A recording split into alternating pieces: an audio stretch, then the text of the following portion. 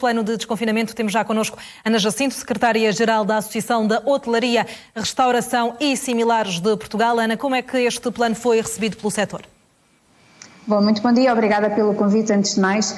Bom, é evidente que o setor desejaria estar a funcionar já e sem limitações. Agora, não compete à Aresp fazer qualquer comentário ao plano que foi estruturado pelo Governo, porque não somos especialistas, não temos conhecimento técnico e, portanto, o Governo suportou-se a informação técnica e, por isso, tomou as medidas que achou mais prudentes tomar. Agora, compete-nos sim a nós chamar a atenção para que todas estas medidas que foram agora anunciadas continuam a ter impactos tremendos nas nossas atividades. E esses impactos têm que ser suportados por medidas de apoio económico para fazermos o tal equilíbrio e balanceamento entre aquilo que são as medidas sanitárias e medidas de caráter económico para suportar e aguentar empresas e trabalhadores. E, obviamente, que já assistimos às intervenções e ao anúncio de várias medidas mesmo há pouco e, portanto, obviamente que aplaudimos essas medidas, muitas delas vêm ao encontro daquilo que a Aresp vinha a sinalizar há muito tempo, foram apresentadas correções importantes que eram incongruências que nós tínhamos chamado a atenção e, portanto, é com agrado que verificamos que há de facto esta preocupação. Agora, aquilo que queremos é que efetivamente essas medidas sejam disponibilizadas imediatamente às empresas, porque se bem nos recordamos... É também importante, e uma das queixas que muitas vezes acontece é que o processo para ter acesso a estes apoios é muito burocrático. É preciso também tornar este dinheiro acessível e de forma simples para que chegue às pessoas. Exatamente, eu ia recordar que as últimas medidas foram anunciadas no dia 10 de dezembro e muitas delas foram disponibilizadas aos empresários 2 meses depois. Portanto, esperamos que o calendário e o anúncio destas medidas seja de facto muito ágil e aquilo que disse é muito importante, é que as medidas não sejam complexas, porque muitas das medidas acabam por gerar muita complexidade e também não chegam a este tecido empresarial, porque o turismo é composto por micro e pequenas empresas que têm muitas dificuldades em depois perceber se são apoiadas e se são elegíveis ou não. Nós temos vindo a sinalizar esta questão junto do Governo e há muito tempo que dizemos que era muito mais útil que existisse um mecanismo único de acesso para que as empresas só se candidatassem uma vez e depois pudessem vir a ter todos os apoios que estão disponíveis. Não é isso que tem acontecido e, portanto, tem sido depois um constrangimento no terreno, mas esperemos que desta vez, com tudo aquilo que já aprendemos e com tudo aquilo que já foi sinalizado tantas vezes, que de facto estas medidas sejam operacionalizadas e disponíveis rapidamente. Exatamente. Ana, temos também connosco o Miguel Ganhão, chefe de redação do Correio da Manhã e também da CMTV. Miguel, boa tarde. Apoios, falávamos aqui dos apoios que foram apresentados.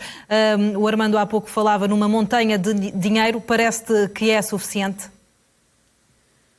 Boa tarde. Vamos lá ver. Esta montanha de dinheiro, que são da ordem dos 7 mil milhões de euros, tem uma forte componente de fiscalidade. Eu lembro-me que o secretário de Estado dos Assuntos Fiscais falou de que só as medidas fiscais valeriam cerca de 6 mil milhões. Ora bem, isto não é propriamente dinheiro injetado na economia, é dinheiro que as empresas não pagam ao fisco.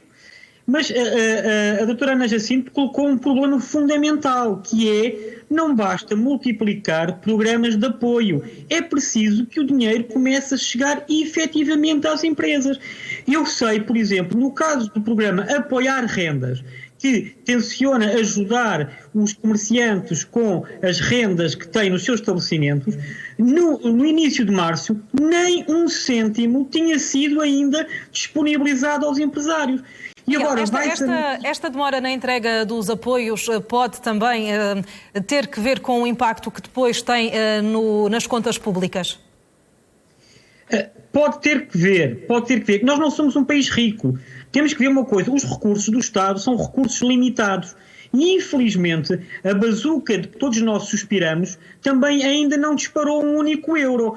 Por isso é que estes programas de apoio que foram agora anunciados têm um prazo até setembro de 2021. Ou seja, o Governo quer arrastar um bocadinho estes apoios de modo a que possam coincidir com a vinda dos dinheiros da Europa. Mas a verdade é que ainda não veio um euro da Europa. Agora, é preciso que estes programas, para além da multiplicação de ajudas que agora presenciámos esta manhã, que essas ajudas entrem nos cofres e nas tesourarias dos restaurantes, das pastelarias, das padarias, dos hotéis. Isso é que é fundamental.